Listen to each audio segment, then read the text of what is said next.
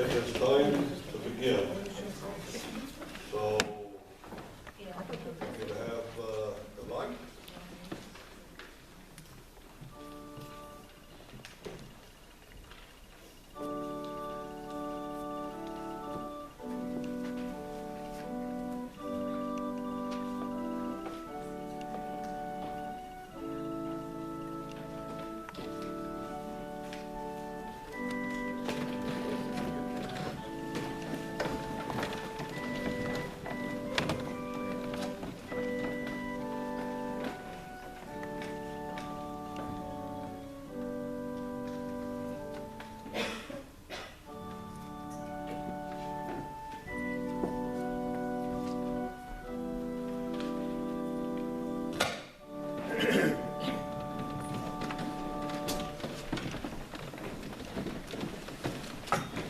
Okay, be seated. We're going to try to hurry this along just as much as we can so we can have an opportunity, more of an opportunity to listen to what our speakers have to say today. So welcome and announcements. They're in your bulletin and they're on the screen. And I won't go into any more of anything. I don't think there's anything there that you can't read. So I've also been told that we do birthdays and anniversaries. This is the second Sunday, right? So, do we have any birthdays or anniversaries? If you do, come up and here's the little church, put your money in. 1, 2. Happy birthday to you. Happy birthday to you. Happy birthday. God bless you. Happy birthday to you. Happy anniversary to you. Happy anniversary to you. Happy anniversary. God bless you. Happy anniversary to you.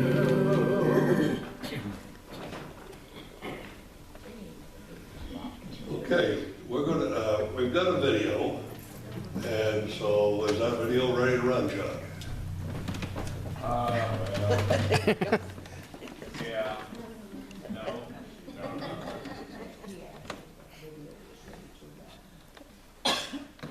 Janice has to leave here before too long. She has a commitment up in Iowa, I think. So Chuck's trying to do what she normally does.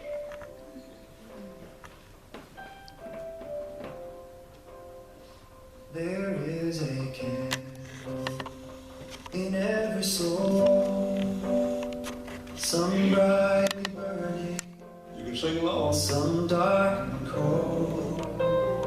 There is a spirit who brings fire, ignites a candle and makes its home. Carry your candle, run to the darkness, seek out the helpless, confused and torn, and hold out your candle for all to see it.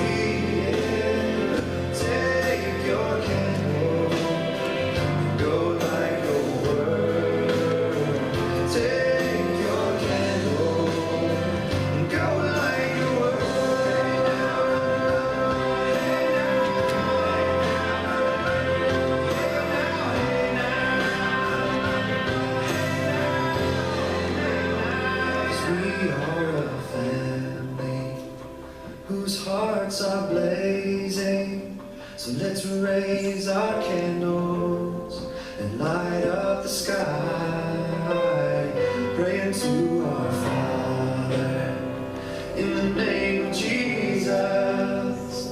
Make us a beacon in the darkest times. Carry your candle, run to the darkness, seek out the hopeless, deceived and cold. Hold out your candle for all to see it. Take your candle, go light your world. Take your candle, go light your world.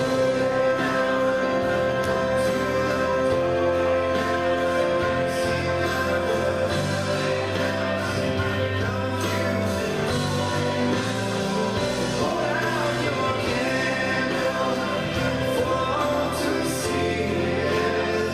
Take your candle, go light your world.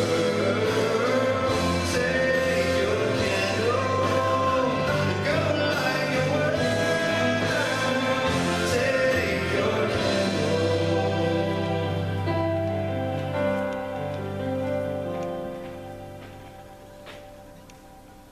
go light your world.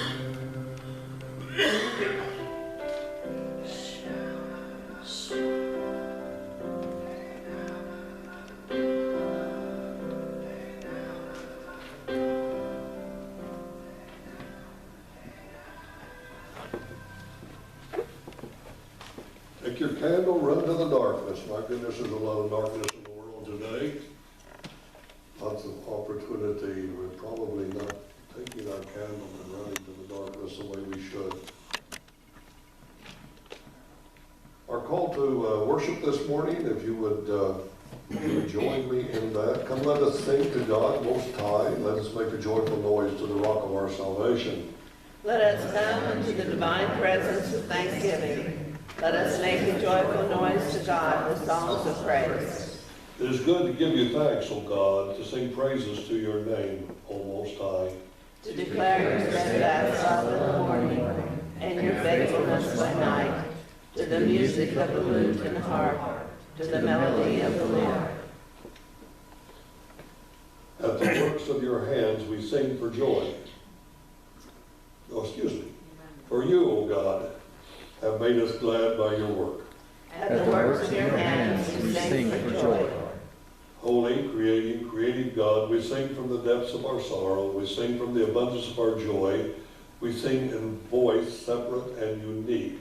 We sing with one voice as your body. May the words of our mouths and speech or song and the meditation of our hearts in prose or verse be pleasing in your sight. Amen. Okay, scripture, Bill.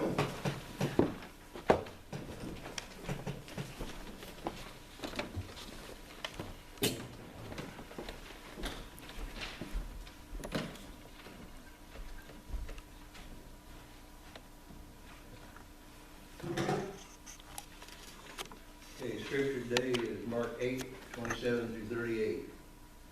Jesus went to his disciples to the village of Caesarea and Philippi, and on the way he asked his disciples, "Who do the people say that I am?"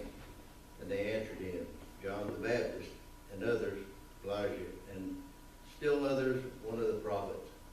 He asked him, "But who do you say that I am?" Peter answered him, "You are the Messiah." And he sternly ordered them not to tell anyone about him. Then he began to teach them that the Son of Man must undergo great suffering and be rejected by the elders, the chief priests, and the scribes, and be killed, and after 3 days rise again. He said all this quite openly, and Peter took him aside and began to rebuke him. But turning and looking at his disciples, he rebuked Peter and said, "Get behind me, Satan, for you are setting your mind not on divine things, but on human things." He called the crowd with his disciples and said to them, "If any want to become my followers, let them deny themselves and take up their cross and follow me. For those who want to save their lives will lose it, and those who lose their life for my sake and for the sake of the gospel will save it. For what will it profit them to gain in the whole world and forfeit their life? Indeed, what can they give in return for their life? Those who are ashamed of me and my word in this adulterous or sinful generation, of them the Son of Man will also be ashamed when he comes in the glory of the Father with the holy angels. The word of God, the peace of God. Thanks be to God. Thank you, Bill. Our speakers today are Steve and Donella Sherry. They come to us from Maryville. They have a ministry called Under the Sun, S-O-N, with S-U-N. And they have been doing ministry in Thailand for the last 10 years. So, Steve and Donella, turn it over to you guys.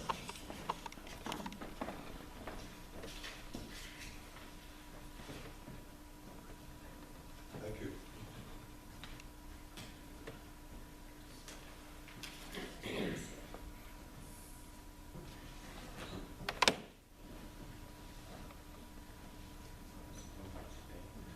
Thank you. And we were asked what our claim to fame was, and I said, well, we know Jesus.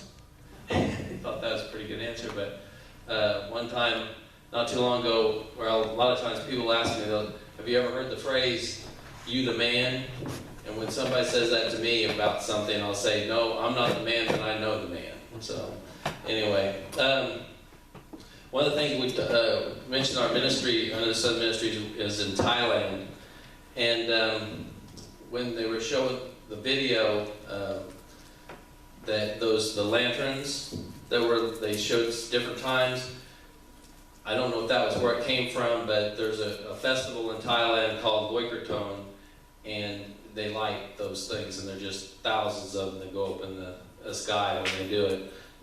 The Buddhist, Thailand is 90-some percent of the people are Buddhist, and they believe when they do that, their sins are going, they're carrying them away when they light the lanterns and they float off. So, anyway, a little bit about that, things like that. But my name is Steve Sherry. This is my wife, Donella, and we're very glad to be here this morning. Before we get into our story, I thought I would show you, this is a book entitled The Story. I don't know if anyone's familiar with it or not, but we I've different times when I've had to give a sermon, I've based it off of the story, and anyway, so I'd like to read you a little bit of what I would say in the message. I'm not sure if any of you have read this book or not, but it's entitled The Story.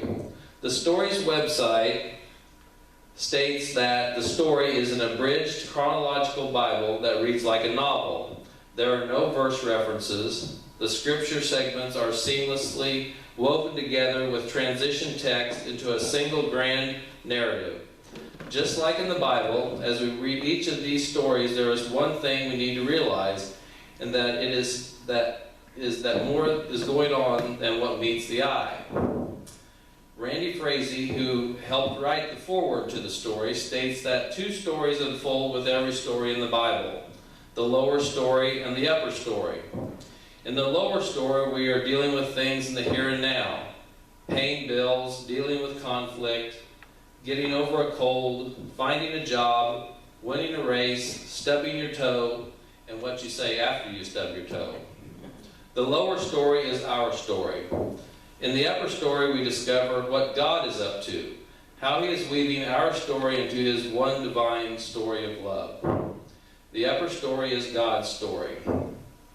This slide here is a picture of Grandma at our children's home over there, Gethsemane Home. And Grandma is Nawa's mother. Nawa's one of our house parents there.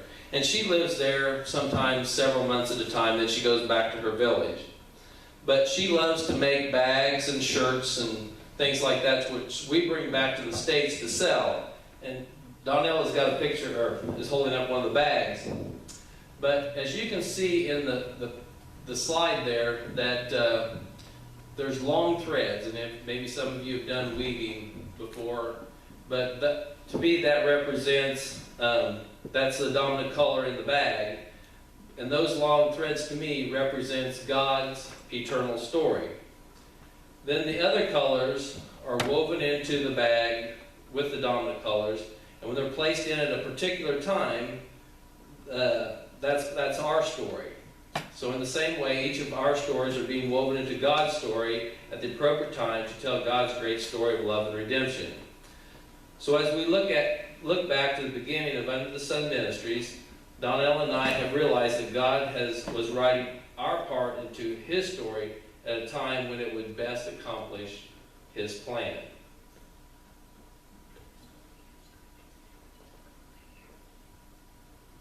Can you hear me with that like that, so I have to hold on to it? Okay.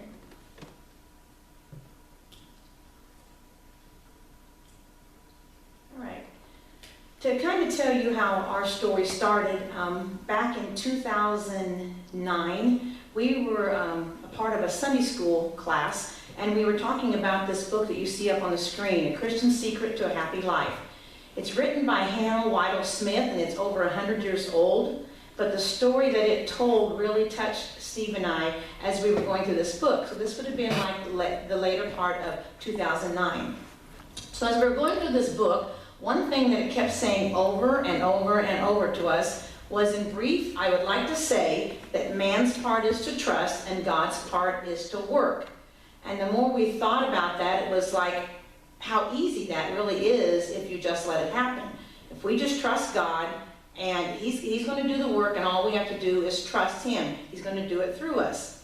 Another part that it talked about in this book was here and now. Steve had gone to Thailand in 2001, 2004, and 2006 on a mission trip, and gone to the same area, and he really had a love for the people there. And then in 2009, I went with him.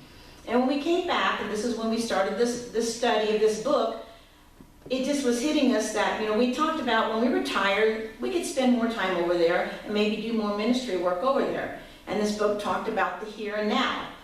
And it was like, it just like God was telling us, you can't wait, you need to do this now. What if you retire and you're not healthy? What if you don't even make it to retirement? And so what started happening is, with help of others around us, we started talking to churches in the Northwest Missouri area about going, and we had no even knew why we were going. And that was a little difficult for us, because people would be like, well, what are you going to do? We don't know what we're going to do. We just feel like we need to go. And we had people that started giving us money to support us to go. We didn't know how we were going to take care of ourselves personally, and I had been watching a school over there, an international school that we had visited earlier when we were there in 2009, and I thought, well, why don't I just see what they have available, because I do teach school. And they happened to have a position available for an instructional technology teacher, and I just happened in 2006 to have got my master's in instructional technology. And so I wrote to them, I sent my resume, I did a Skype interview, which was through the internet, and we dropped the photo. We had to keep talking without a picture, and I told Steve, I said, I don't know how that went, and the next morning they called me and gave me the job.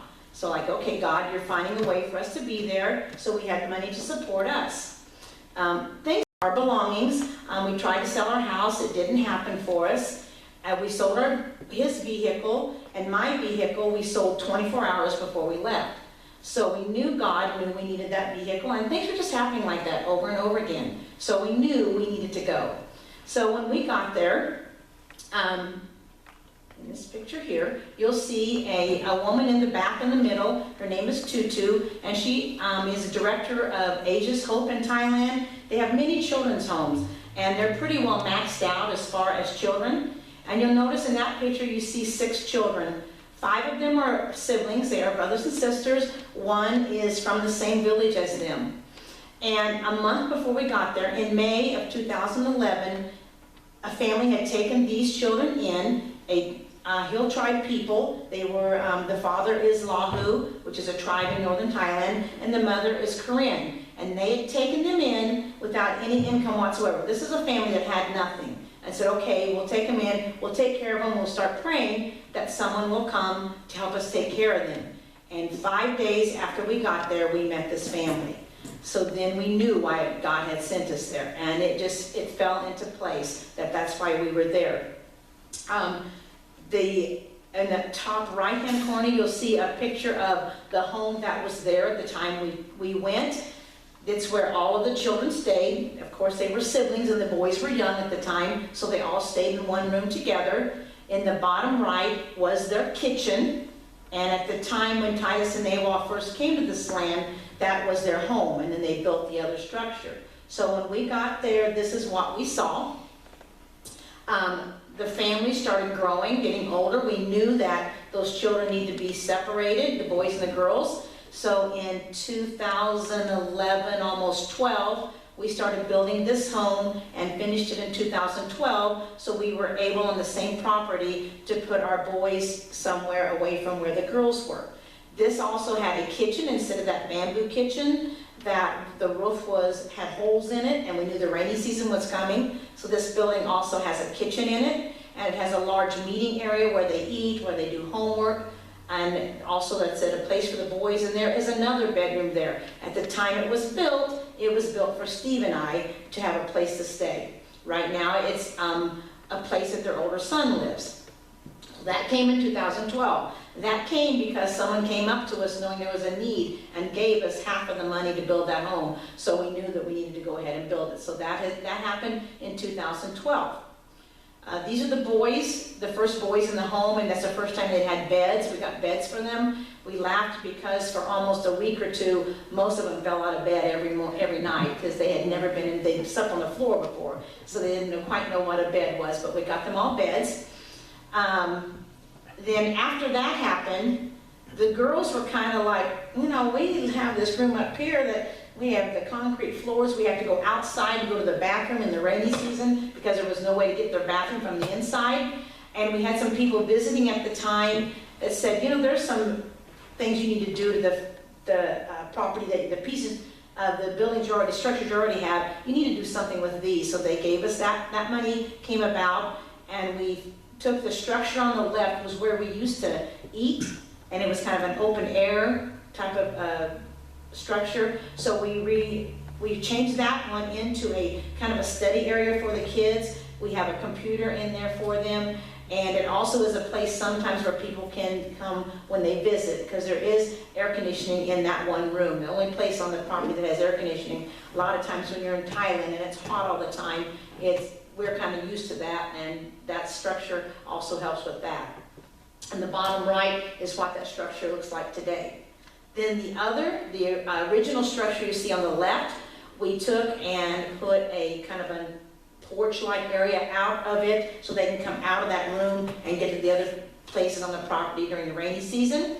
In the top right and the bottom, we tiled the girls' bedroom. We made an entrance from the inside that goes into their bathroom so they don't have to go outside. So that happened around the time of after the new home was done in 2012, so late 2012, 2013. So on the left you see Titus and Nawal. That was the first couple that we met who took the children in when we first got there to Thailand.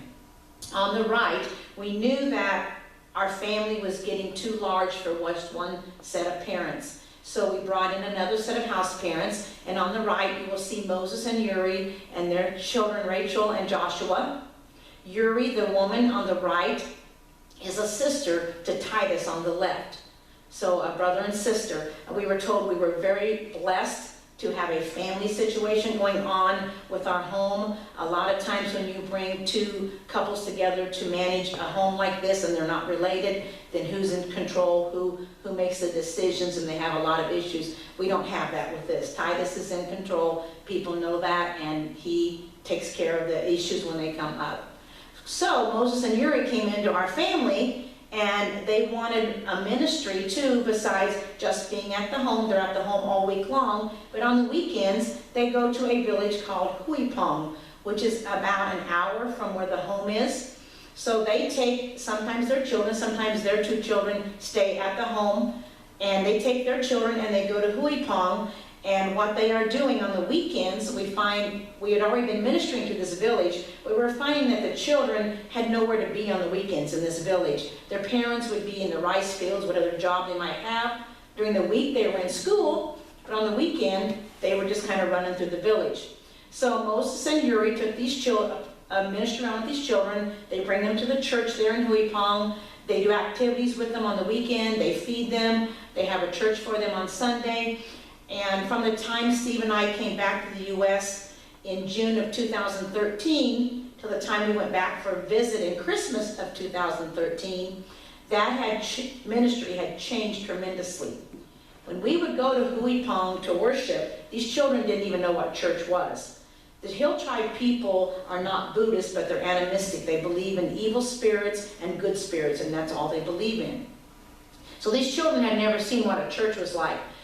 So what would happen is we would have a church service and our windows were open. They're just open air. And the children would come to the windows and they'd peek in, they'd giggle and laugh. They'd run into church and run through the church and back out. But we were having service. We just kept on going, trying to show them what church was. But that 6 month time from June of 2013 till we went back at Christmas, what Moses and Yuri had done with those children amazed us.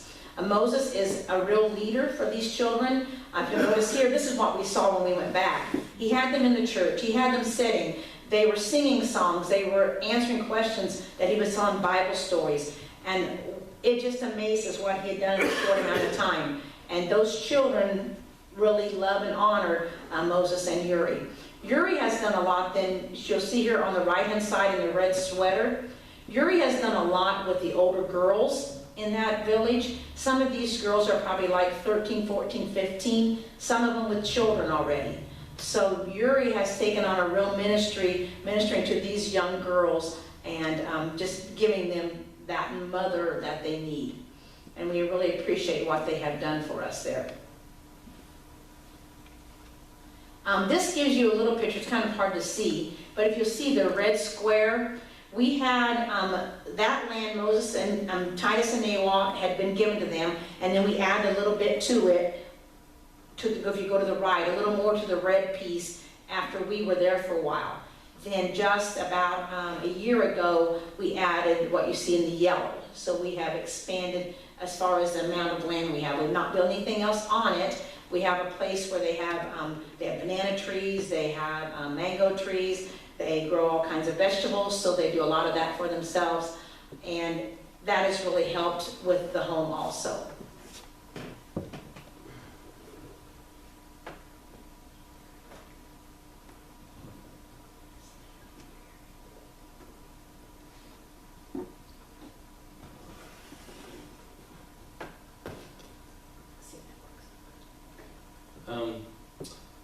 Then when we were there in January of 2014, I was asked to come back and go on a mission evangelism trip to some other Lahu Shele villages in northern Thailand. God's kind of revealed things to us a little at a time when he feels we're ready for it. But Titus at one time asked him, I said, how many Lahu Shele villages are there in northern Thailand? And so he said, well, there's 28. And so he wrote them all. We said, well, can we write them down? And so we made a list and what province they were in and if they had a church in them or not, or if there was any Christians in there in those villages. And there were actually only 3 of the 28 villages were what was considered Christian villages. The rest of them were not. They may have a church, but only 2 or 3 families were Christians that were going to that church. And some of them had a minister there that they put a pastor in that village. So we decided they wanted to go down to this district called Omgoi, which was about 150 miles south of Chiang Mai. And so I said, yeah, I'd come back and we would go, and we it was more of just to do a survey of what was there and what kind of needs we could meet. So this is us putting the plan together. This is Titus, and you see Moses, and then the guy in the kind of the lime-colored green shirt is Daniel, which is another brother-in-law of Titus's. And so we went down. I don't know whether I can do this or not, but anyway, the big circle. Can I do any of them? I don't know, but I was just going to. The circle kind of in the middle, that's Chiang Mai, and then the circle more to the bottom is the Ongboi district where we went. We went to 4 villages down there, and when we got down there, we found out the first day we met this man by the name of Simeon, and he'd been evangelizing in that area, but he had no support whatsoever. He was kind of living on what the people would maybe give him, or he could hunt something and kill it. He would eat that. And he did have a place there, but he didn't really have any monetary way of making an income. So we met him. You can see that I'm quite a bit taller than Simeon for the most part. Sometimes they even kidded me and called me Goliath, one of the other, because I'm so much. Most of the people are the Hill Tribe people are shorter in that stature. But he has a very unique story. I don't think we really have time to go into it, but some of the things that got him to this point in his ministry. But we were very impressed with him, and so I just immediately said, we'll start supporting him through Under the Sun Ministries. So we do now give him income at this time, and we'll talk about that a little bit later. We were also surprised to see that there were 2 churches built in that area, within those 4 villages. The people from Korea, there's a group that comes in, they like to build, that's all they do. They build a church and they move on. They go to another village, build a church, move on. So they had built one church in a village called Batan Musur, which is a big village that has over 400 families. Instead of talking about like a population of 600 or 1,000, they call it families. So, and the way they count families is how many roofs they have in the village. So if they count the roofs, that's how many families there are. And the other one was well, the church is actually set between 2 villages. They're real close. It's in the jungle in a forest area where the government had tried to get these Hill Tribe people out of there. They tried to coax them out. And so my thought was when they told them to move, they did. They moved about 200 yards and started a new village. They didn't really move. So they set up this, so there's a church between the villages of Ban Lamu and Lamu Ban Mai. So we found those down there. Another man we met down there was doing some Bible training, and his plan, as soon as he finished that, was to go back down to those villages, and those 2 villages, and serve there. So he had already built himself a kind of like a parsonage, a little hut for him to live in. He was kind of the same way as Simeon. He was going out, he would hunt for food and things like that. And his name is Zacchaeus. And Zacchaeus fits him because he is a wee little man. He's even shorter than Simeon is. So those are two men that we met down there that we support now through Under the Sun Ministries. As far as ministry needs, we put the pictures of Simeon and Zacchaeus on there.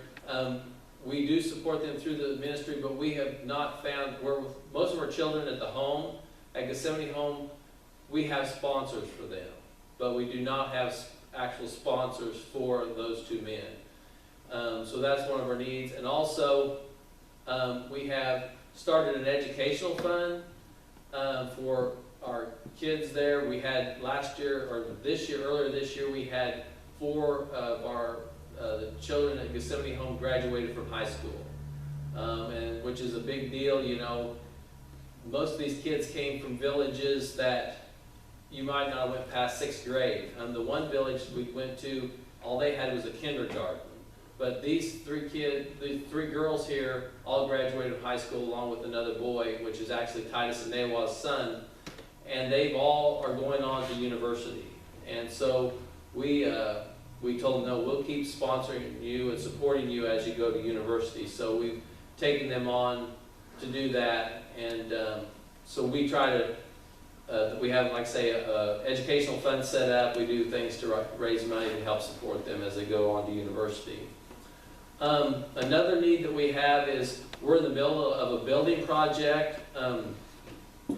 The government, kind of like the government here in the United States, they like to get their fingers in things, and they told us we needed to put a wall around the property, which we'd already talked about because just for safety reasons and security, we thought it was a good idea, but this kind of brought it to a head that we needed to do it now. And so they've got about 2 sides of the wall finished, and they're doing the work themselves, so we don't have to hire outside people to come in, but they're building the wall, and that's going when they work on it.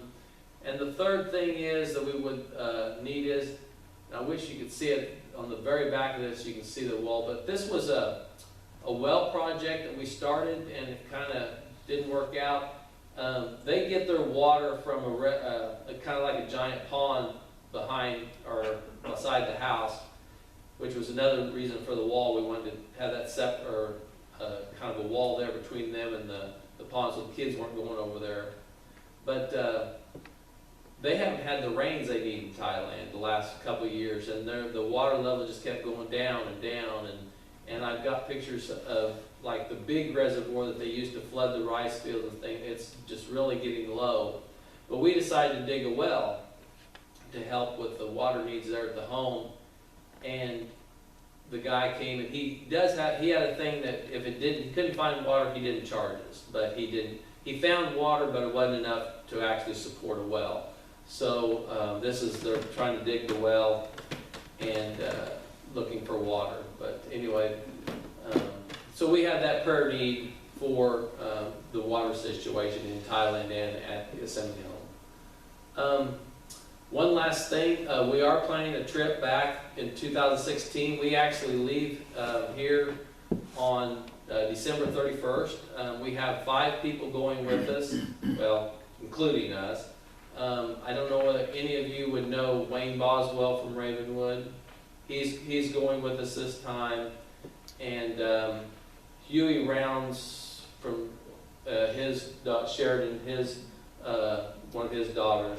Suzanne is going, and then another man by the name of Brandon Jensen from Maryville is going with us at this time. And then, of course, probably some of you know Bonnie Baldwin. They have a group that goes, and they're going to be there at the same time that we're going to be there. So we're pretty excited about the trip going back over there in 2016, and we've got things planned. We're going to be doing a seminar on evangelism with some of the Lahu Shele leaders. They wanted to know, that was what they were asked what to do the seminar on. They said, we would like to know about evangelism. How can we because some of these guys, they're in villages and they've got 2 or 3 families, or maybe 4 or 5, and they don't know how to, maybe there's some ways that they can help them reach other people. And so that we're going to be doing that while we're there.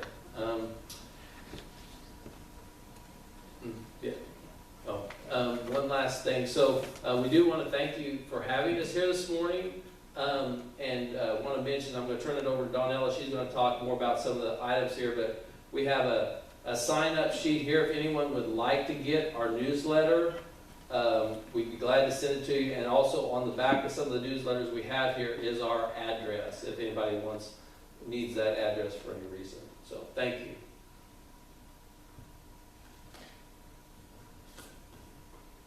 And whether you have an email address or you just have a physical address, please put it down there, because we do mail out newsletters also. What we have here, we have brought with us today. Sorry, I think I did something. I think I turned it off.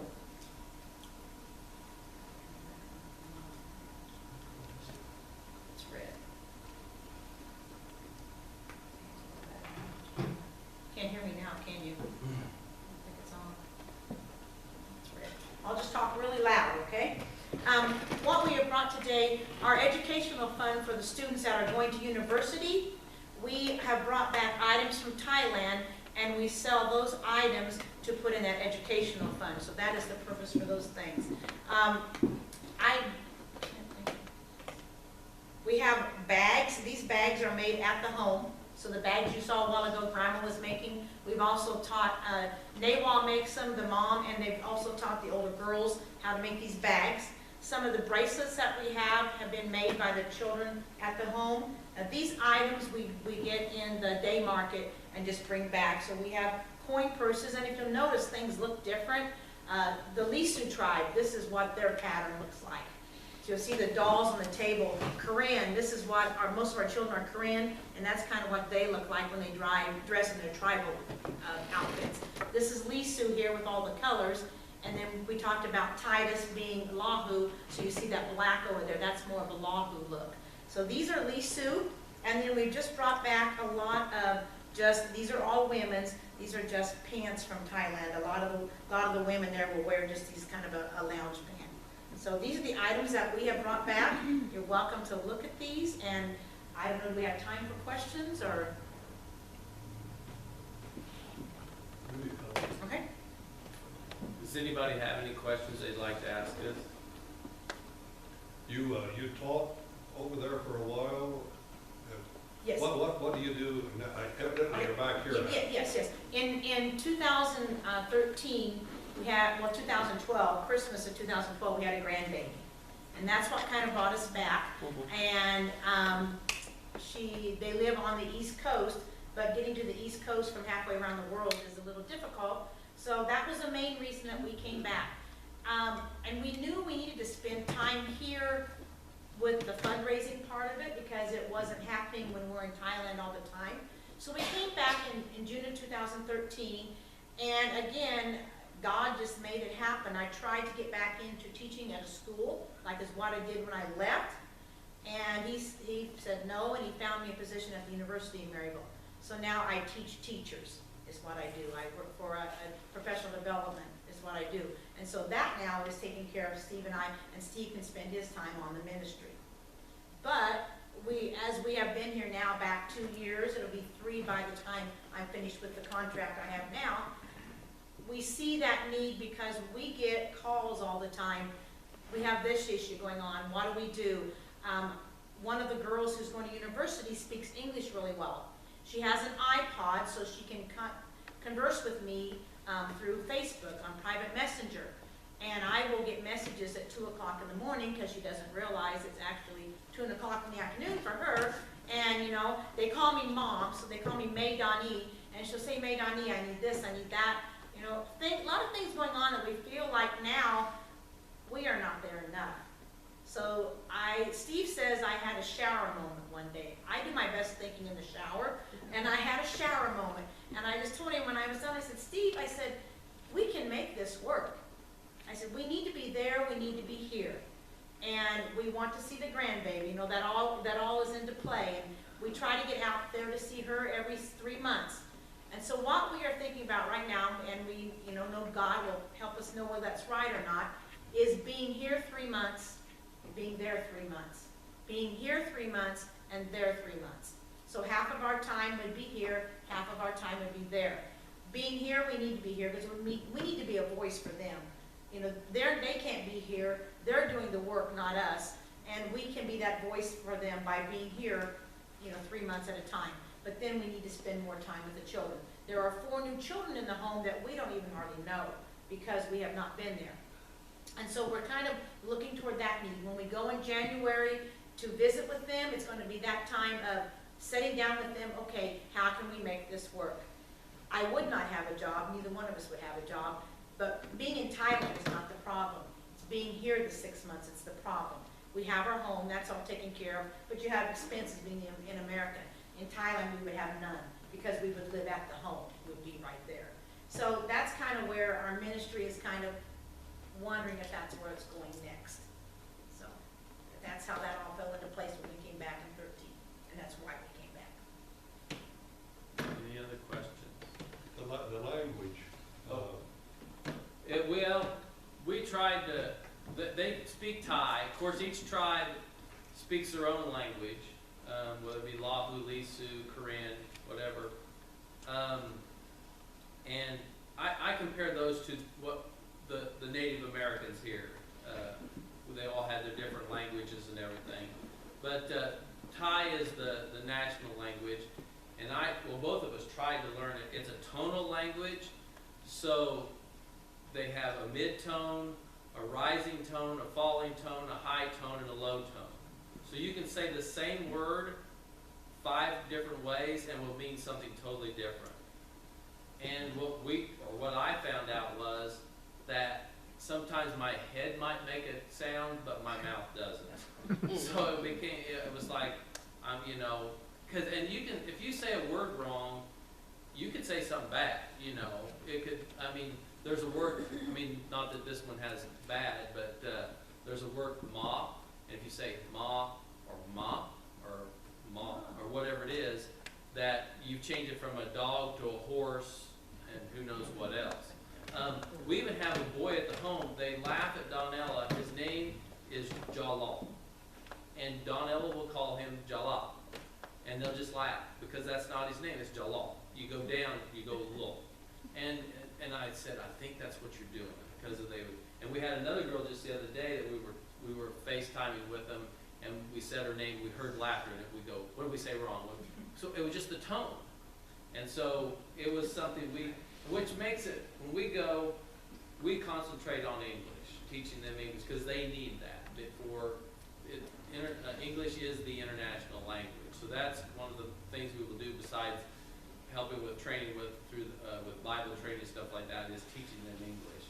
I think too that God put us where he wanted us because Nawa and Titus know English very well. And they could speak English to us and translate for us. And that's another reason why we feel like we need to be back in that country more, is they're losing their English. We were the ones teaching them English. And being there and living at the home where they have to talk it all the time, it's very important for them. They're the Southeast Asian countries came together, I think, in just this year as a unified group, just like Europe did, the European Union. They call it the ASEAN, the Association of Southeast American Nations, or Asian Nations, something like that. But they've come together, and so the language for business and between those 15 countries is English. And so they understand that those children, it's important that they know English. So that's another piece that we can bring to it by being there more. Good question. What did you do your building? What material? It's all made out of concrete blocks, and then the roof is a tile-like, but I'm not sure what it is. And iron. They use iron. They don't use wood. They have a lot of termite problems over there, so they don't use wood.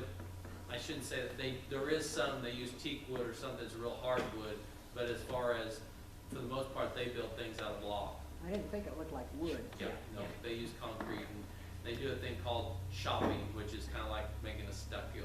Something to Yeah, it, they yeah. do it, so. All right. Thank you. Thank you very much.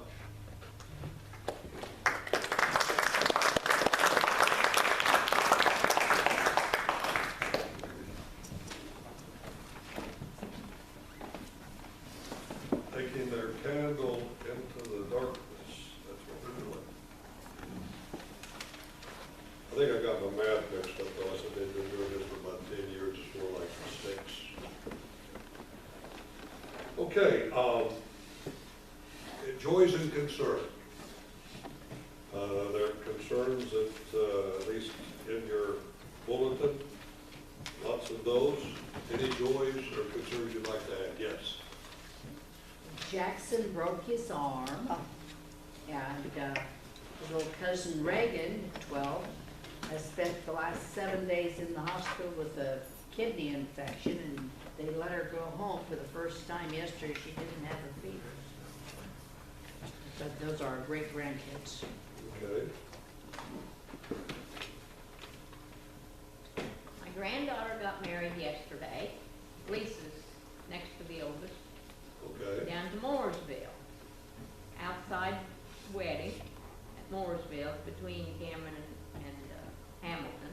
What's her name? Charlize. Charlene? Charlize. Charlize? Uh-huh. Charlize. Okay. Is now Branson. Branson is her last name now. Okay. So that's my first grandchild to get married. Okay. Very Yeah. nice day.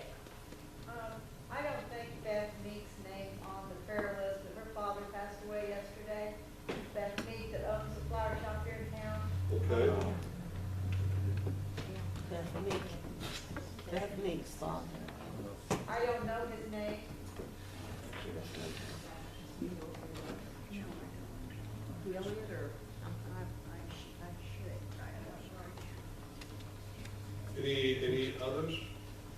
don't know, but I'm sitting back here amongst grandparent royalty. In what? Grandparent royalty. Okay, how? Ricky Joe Hunt was queen. Oh. Yeah. Right. Well, and then David got to walk Haley across the football field Friday night. Okay. Yeah, that must be the important district right there. Yeah. Yeah, Did you all hear that? no. Ricky Hunt was homecoming queen, is that right? And then the ball game the other night, David got to walk Haley, who was a freshman, wasn't she? Freshman attendant across the football field. I'm not dancing. Anything else? Chuck? John Atwell's grandmother is in the hospital in St. Joe to be his mom's mother, and she's not doing very well. Yeah.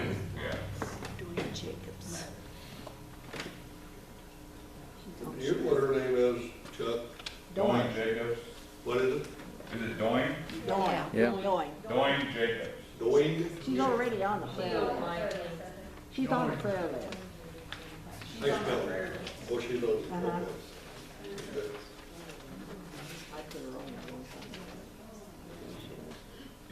Okay, she's been here for different things. Yeah. We need to remember the Hughes family better. Daryl Hughes. Daryl Hughes passed away. Oh, Daryl? Daryl? Yeah, that's right. My goodness.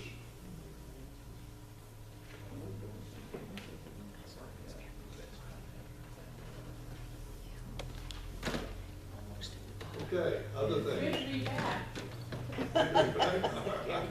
Karen said it's good to be back. It's good to have you back. I'm not done with everything, but I feel so much better. Good. Okay, good, great. I had Connie back with us too. But I'm glad Connie back with us. Yeah, Connie. Yeah, Donnie's back with us, that's good. And? This is kind of a little bit of an upper. They finally have stopped the steroid infusions on Liberty. Wow. That's into her eyes. Well, who knows? All I know is it makes her look like SpongeBob SquarePants in her head. But, you know. it So was- she's doing some better evidently? Yeah. Okay, good.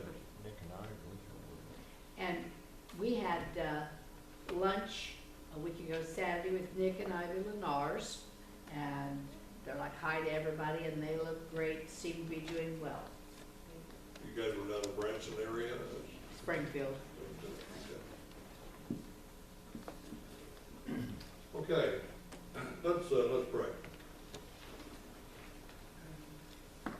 Father God, we are so thankful to be with you today, and more thankful that you are with us. We're thankful for all the blessings you've given us, and we ask that those people who are suffering loss or pain be relieved of that suffering. We know that you can do that. We ask now that you do it. We ask that you help us to witness to you. We ask that you help us to be your disciples here on earth. We ask you to guide us in all things and all things that we say and do. And we ask it in Christ's name. Lord, we come now to pray the way that your Son taught us to pray. Our Father, Who art in heaven, hallowed be thy name. Thy kingdom come, thy will be done, on earth as it is in heaven.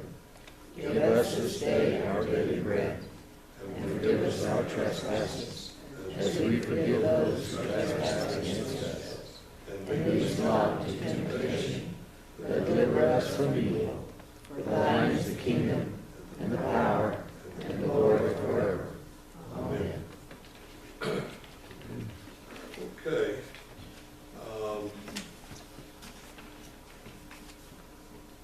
Do we have a hymn here, Jim? Okay, we're going to just do one verse of What a Friend We Have in Jesus, which would be 526. Okay.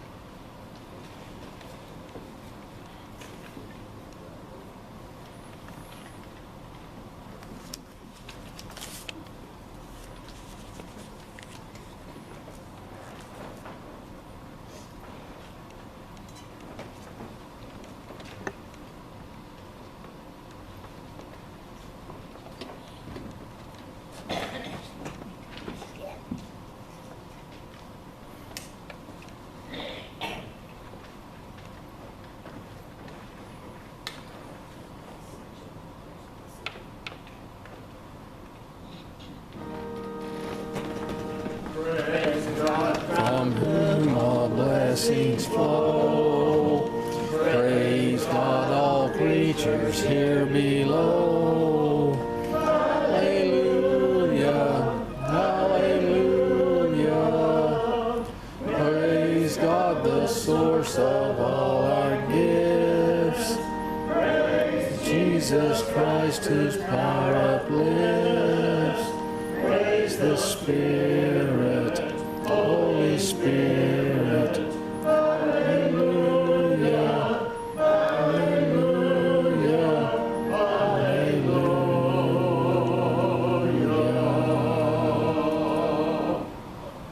Father, we offer these gifts to you. We ask that you do so in a manner that will the Son Jesus Christ.